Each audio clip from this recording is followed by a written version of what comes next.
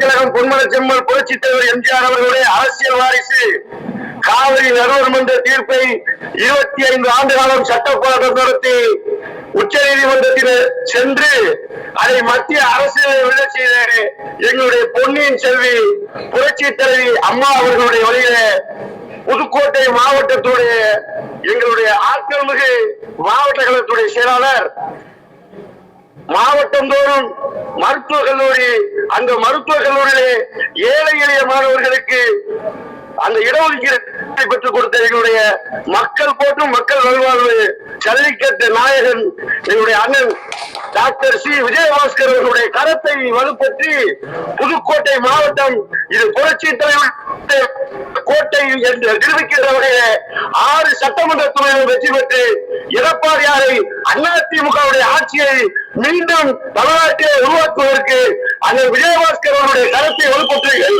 ஆலங்குடி நமது தொகுதி, ஆலங்குடி நமது கோட்டை என்பதை நிரூபிக்க வகையில இந்த தேர்தல் அமைய வேண்டும்.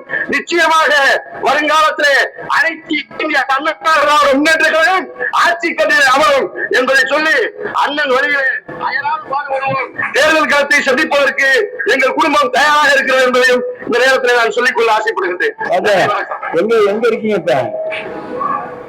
குவைத்துல இருக்கிறேன். குவைத்துல என்ன மணி? அங்க மணி 5. சாயந்தரம் 5 காலையில 5? சாயந்தரம் பிச்சை எடுக்கிறீங்க. வாழ்த்துக்கள். உங்க பேச்ச எல்லாரும் கேட்டாங்க, ஜோரா கை தட்டுறாங்க. மகிழ்ச்சி, நன்றி. அடையாளப்படுத்திய என்னுடைய அன்பு தெய்வம் அதெல்லாம் உங்க துடிப்பு மிக்க பேச்சுங்க. எல்லாத்துக்கும் அப்படியே எனர்ஜி டானிக் சாப்பிட்ட மாதிரி இருக்கு. வாழ்த்துக்கள், சந்தோஷம். லாஸ்ட் பத்தி பேசுங்க.